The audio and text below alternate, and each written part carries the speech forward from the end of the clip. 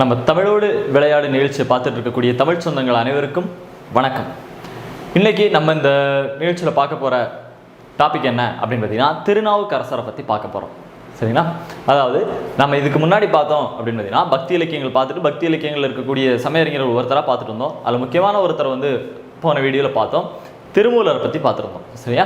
So இன்றைக்கி நம்ம பார்க்க போகிறது யார் அப்படின்னு பார்த்தீங்கன்னா, திருநாவுக்கு அரசர் அப்படிங்கிறவரை பற்றி தான் இப்போ நம்ம பார்க்க போகிறோம். சரியா? திருநாவுக்கரசர் சைவ சமய நாயன்மார்களில் முக்கியமான ஒருத்தர், தேவாரம் எழுதின மூவர்களில் ஒருத்தர், சைவ 12 திருமுறைகளில் 4, 5, 6 இந்த 3 திருமுறைகளை எழுதினவர் யார் அப்படின்னா இந்த திருநாவுக்கரசர்.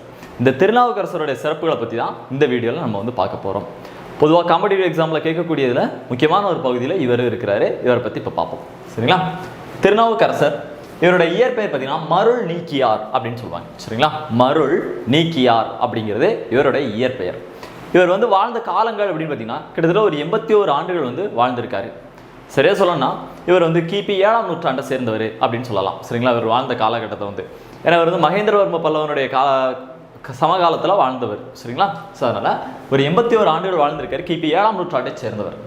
இவருடைய பெற்றோர் அப்படின்னு பார்த்தீங்கன்னா புகழனார் மாதினியார். சரிங்களா? இவருடைய பெற்றோர் யார் அப்படின்னா புகழனார் மாதினியார். இவங்களுடைய சகோதரியார் பேர் திலகவதியார். சரிங்களா? இவங்களுடைய சகோதரியார் பேர் என்னங்க? திலகவதியார். ஓகேவா?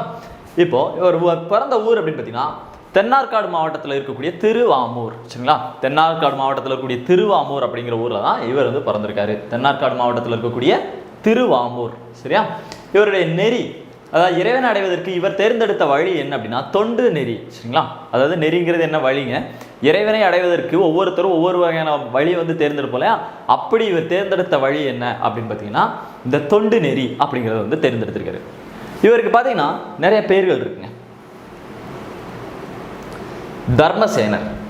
இந்த தர்மசேனர் பேர் இவருக்கு எப்போ வந்துச்சு அப்படின்னு பார்த்தீங்கன்னா, இவருக்கு சமண சமயத்தில் கொஞ்ச நாள் ஈடுபாடு இருந்து சமண சமயத்தில் மாறி இருந்தார். சரிங்களா? சைவத்தில் இருந்து சமணத்துக்கு மாறி இருந்தார். அப்படி சமண சமயத்தில் இருக்கும்போது அவருக்கு வழங்கப்பட்ட பெயர் தான் என்ன அப்படின்னா தர்மசேனர் அப்படிங்கிற பேர். சரிங்களா? இவர் இதில் இருக்கும்போது சமண சமயத்தில் இருக்கும்போது இவருக்கு சொன்னதான் என்னன்னு பார்த்தீங்கன்னா தர்மசேனர் அப்படிங்கிற பேர். சரிங்களா? தர்மசேனர் அப்படின்னு சொல்லியிருப்பாங்க. அதாவது கொஞ்ச நாள் சமண சமயத்தில் இருந்தார். அப்படி சமண சமயத்தில் இருக்கும்போது இவருக்கு சூளை நோய் அப்படிங்கிற நோய் தாக்குது.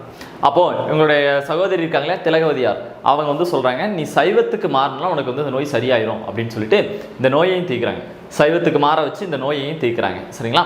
ஸோ அதில் அப்போது சமண சமயத்தில் இருக்கும்போது தான் இவருக்கு கொடுத்த பேர் என்னன்னா தர்மசேனர் அப்படின்னு சொல்லுவாங்க. அடுத்து அப்பர் அப்படின்னு ஒரு பேர் சொல்லுவாங்க. சரிங்களா? அப்பர் அப்படின்னு சொல்லுவாங்க.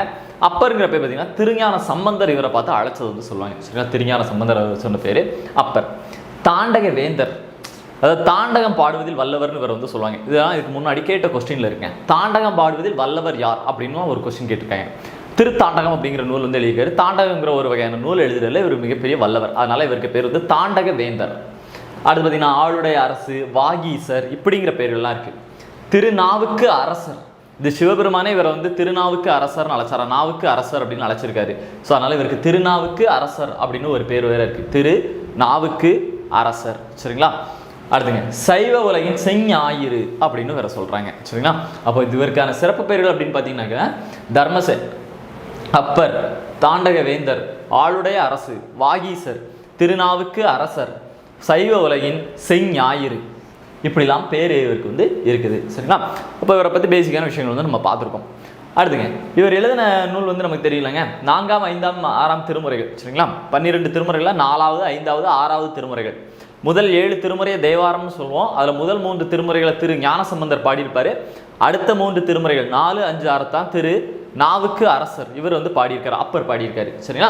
இதில் 4ஆம் திருமுறைக்கு பேர் என்ன? திரு நேரிசை அப்படின்னு சொல்லுவாங்க. 4ஆம் திருமுறைக்கு பேர் என்னங்க? திரு நேரிசை. 5ஆம் திருமுறைக்கு பேர் திரு குறுந்தொகை. சரிங்களா? 5ஆம் திருமுறைக்கு பேர் என்னங்க? திரு குறுந்தொகை. 6ஆம் திருமுறைக்கு பேர் திருத்தாண்டகம். சரிங்களா? 4, 5, 6 ஓகேவா? அதில் பார்த்தீங்கன்னா திருநேரிசை ஒரு 1075 பாடல் பாடிப்பாங்க. அடுத்த திருக்குறுந்தொகை பார்த்தீங்கன்னா ஒரு 1015 பாடல் பாடிப்பாங்க. 6ஆம் திருமுறையில் இருக்க திருத்தாண்டகம் பார்த்தீங்கன்னா ஒரு 981 பாடல் பாடிப்பாங்க. இது நம்ம ஃபர்ஸ்ட் வீடியோவில் பிரீஃபாக சொல்லியிருந்தோம். சரிங்களா? ஸோ இந்த மாதிரி பார்த்துக்கோங்க.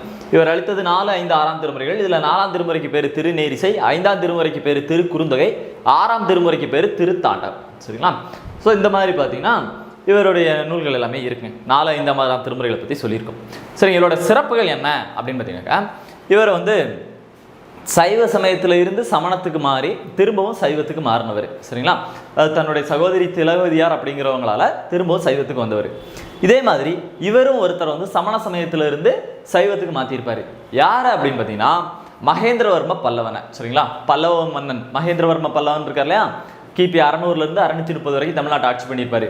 அந்த மகேந்திரவர்ம பல்லவனை சமண சமயத்திலிருந்து சைவ சமயத்துக்கு மாற்றினவர் யார் அப்படின்னா திருநாவுக்கு அரசர். சரிங்களா? இவர் வந்து பார்த்தீங்க அப்படின்னா, இந்த மகேந்திரவர்ம பல்லவனே ஒரு டைம் இவரை வந்து கல்லில் கட்டி கடலில் தூக்கி போட்டுருவார். சரிங்களா? அப்போ வந்து இவர் பதிகம் பாடி சொல்வார், அதாவது கல்லில் கட்டி கடலில் தூக்கி போட்டாலும் கல்லே எனக்கு தெப்பமாக மாறி கரை கொண்டு வந்து சேர்க்கும் நமச்சிவாயம் அப்படின்னு சொல்லிட்டு ஒரு பெரிய பாட்டெல்லாம் பாடி வைப்பார். சரிங்களா? அதாவது நீங்கள் என்ன கல்லில் கட்டி கடலில் தூக்கி போட்டாலும் சரி, ஆனால் அந்த இறைவனுடைய நாமத்தை சொல்லும் போது அந்த கல்லே எனக்கு தெப்பமாக, தெப்பம்னா படகு மாதிரி, சரிங்களா, படகு மாதிரி மிதந்து என்னை கடலில் சேர்த்துரும் அப்படின்னு சொல்லுவாங்க. மகேந்திரவர்ம பல்லவனால கடலில் தூக்கி போடும்போது, கல்லில் கட்டி கடலை தூக்கி போடும்போது கல்லையே தெப்பமாக மாற்றி கரை சேர்ந்தவர் அப்படின்னு இவர் வந்து சொல்லுவாங்க. சரிங்களா? அதுக்கப்புறம் தான் மகேந்திரவர்ம பல்லவனை சைவ சமயத்துக்கு மாற்றினாரு. அதுக்கப்புறம் பார்த்தீங்கன்னா திருவையாற்றில் வந்து குளத்துல மூழ்கி திரு கைலாய காட்சியை கண்டவர் அப்படின்னு சொல்லுவாங்க. சரிங்களா?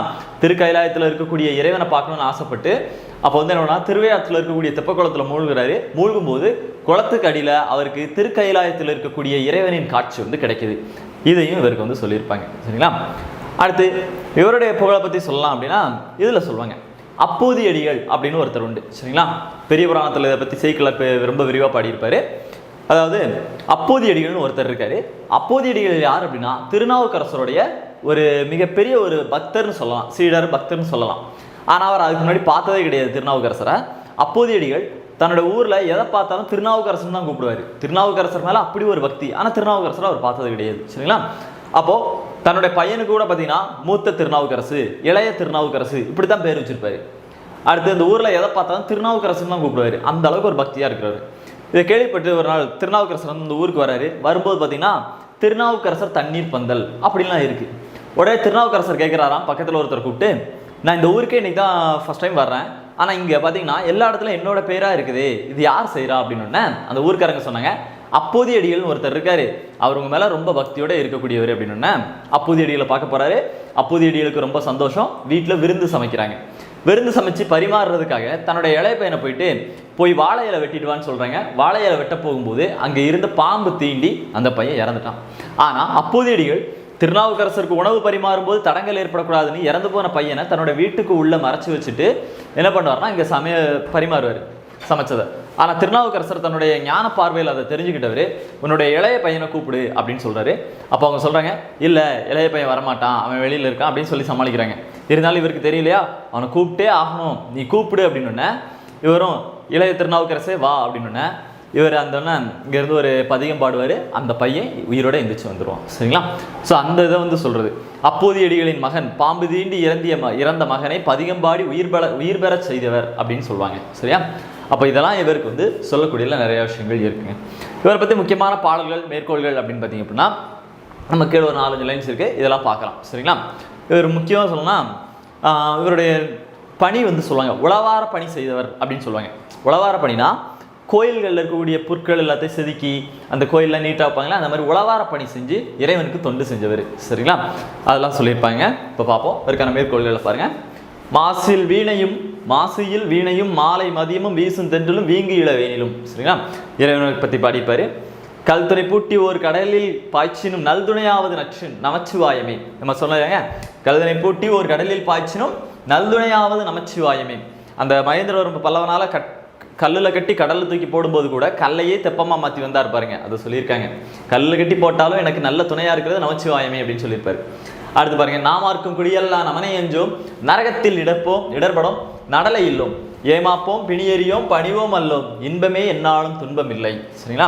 இறைவனை வணங்குறதுக்கால இறைவனை வணங்குறதுனால எங்களுக்கு என்ன நன்மை கிடைக்கும் அப்படின்னு சொல்லியிருக்காங்க. சரிங்களா? யாருக்கு பணிந்து போகிறதில்லை, பயந்து போகிறதில்லை, நாங்கள் யமனை பத்திர பயம் கூட எங்களுக்கு இல்லை அப்படின்னு சொல்லியிருப்பாங்க.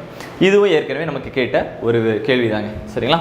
நாமார்க்கும் குடியெல்லாம் நமனே அஞ்சோம் பாடியவர் யாருன்னு இதுக்கு முன்னாடி அடிக்கடி கேட்டிருக்காங்க. சரிங்களா? அது தெரிஞ்சுக்கலாம். அடுத்து இறைவனுடைய அழகை பற்றி பாடியிருப்பாரு. குனித புருவமும் கொவ்வை செவ்வாயும் குனித புருவமும் கொவ்வை செவ்வாயுக்கும் இன் சிரிப்பும் பனித்த சடையும் பவளம்போல் மேனியில். சரிங்களா? குனித புருவமும் அதாவது வளைந்த புருவமும் கொவ்வை செவ்வாயுக்கும், கொவ்வை செவ்வாய்னா சிவந்த இதழ்களை உடைய வாயுக்கும் இன் சிரிப்பும் அதில் இருக்கக்கூடிய இனிய சிரிப்பும் பனித்த சடையும் அதாவது அந்த பின்னாடி ஜடைமுடி இருக்குல்ல அதை சொல்கிறாங்க. பவளம்போல் மேனியும், பவளம்போல் மின்னக்கூடிய மேனியும் இருக்கக்கூடிய இறைவனே அப்படின்னு இறைவனை பற்றி புகழ்ந்து பாடியிருக்காரு. அடுத்து பாருங்க, சாத்திரம்பலம் பேசும் சழக்கர்கள் கோத்திரமும் குளமும் கொண்டு என்ன செய்வீர். சரிங்களா? பிரிவினை இல்லாமல் வாழ்றதுக்காக பாடின பாட்டு. சரிங்களா? சாத்திரங்கிற பேரில் கோத்திரங்களை வச்சு ஏன் பிரிவினையோட வாழணும், அதெல்லாம் வச்சு என்ன பண்ண போறீங்க அப்படின்னு சொல்லியிருக்காங்க. பிரிவினை வச்சு என்ன பண்ண போறோம் அப்படின்னு சொல்லியிருக்காரு. அடுத்து, முன்னம் அவனுடைய நாமம் கேட்டான் என் கடன் பணி செய்து கிடப்பதே. சரிங்களா? என் கடன் பணி செய்து கிடப்பதே அப்படின்னு சொல்லி அப்படியே வாழ்ந்தவர். இறைவனுக்கு பணி செய்து கிடப்பதும் அடியார்களுக்கு பணி செய்து கிடப்பதும் தான் என்னுடைய பிறவி பயனே அப்படின்னு சொல்லிட்டு என் கடன் பணி செய்து கிடப்பதே அப்படின்னு சொல்லி வாழ்ந்தவர் யாருன்னா இந்த திருநாவுக்கு அரசர். சரிங்களா? சரிங்க, அவரை பற்றி தான் இன்னைக்கு வந்து பார்த்துருக்கோம். ஒரு டைம் ரிவிஷன் பண்ணி பார்ப்போம். சரிங்களா? ஃபர்ஸ்ட் வந்து பார்த்தோம்னா அவருடைய இயற்பெயர் வந்து மருள் நீக்கியர்னு சொல்லுவாங்க. 81 ஆண்டுகள் வாழ்ந்தவர். கிபி 7ஆம் நூற்றாண்டு காலகட்டத்தில் வாழ்ந்தவர். அதாவது 6ஆம் நூற்றாண்டு இறுதியும் 7ஆம் நூற்றாண்டோட ஸ்டார்டிங்லேயே வாழ்ந்தவர். சரிங்களா? மகேந்திரவர்ம பல்லவனின் சமகாலத்தில் வாழ்ந்தவர். அடுத்து பார்த்தீங்கன்னா இவருடைய பெற்றோர் வந்து புகழனார், மாதினியார். சகோதரி பார்த்தீங்கன்னா திலகவதியார். இவர் வந்து எந்த ஊரில் பிறந்தார் அப்படின்னா தென்னார்காடு மாவட்டத்தில் இருக்கக்கூடிய திரு ஆமூர். சரிங்களா? திரு ஆமூர் அப்படிங்கிற ஏரியாவில் வந்து பிறந்திருக்காங்க. ஆமூர். ஓகேவா? அடுத்துங்க, நெறி அப்படின்னு பார்த்தீங்கன்னா தொண்டு நெறி. சரிங்களா? தொண்டு நெறி. அந்த ஊர் வந்து ஆமூர் படிச்சு போல, அதுதாங்க. அதுதான் ஆமூர் போது திருங்கிற வார்த்தை திரு ஆமூர், அதான் திருவாமூர் மாதிரி இருக்கு. ஓகேவா? சரிங்க, வேறு பெயர்கள் இவருக்கு வேற என்னென்ன பேர்லாம் இருக்கலாம்? தர்மசேனர், சமண சமயத்தில் இருக்கும்போது கொடுத்த பேர் தர்மசேனர்.